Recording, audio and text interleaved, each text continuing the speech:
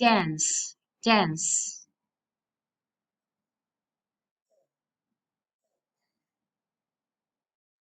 Sing, sing.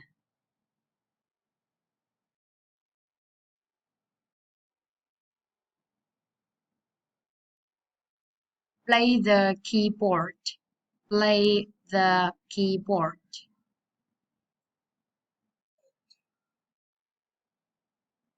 Paint, paint, paint.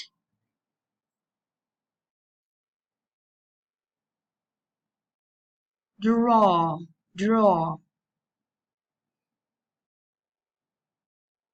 Act, act, act. Ta sẽ cùng chuyển sang một câu.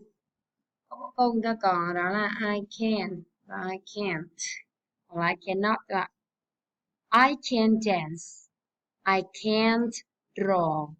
I can't dance. I can't draw.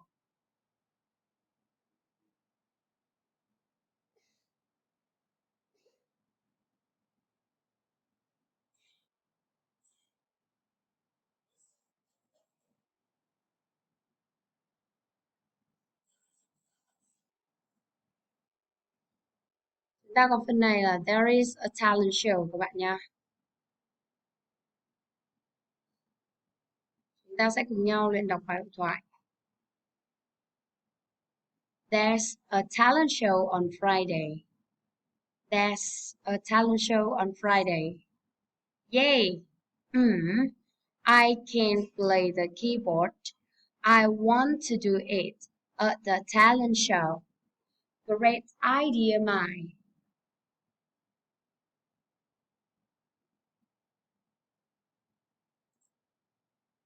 What about you, Tom? Well, I can dance. That's okay. Oh, I can sing. That's great. Các bạn lưu ý từ well nha. Well, can't. What about you, Nick? I can sing really well. I can sing really well. Cool. Yay. Sounds good. And you, Alfie? I don't know. I can't do much. I can't sing. I can't paint. You can do lots of things, Alfie. I can do this. Alfie, các bạn lưu ý cụm I don't know, tớ không biết, và cụm do lots of things, chúng ta nối âm. Do lots of things, làm nhiều việc khác nhau. Em ôn bài nha. Bye.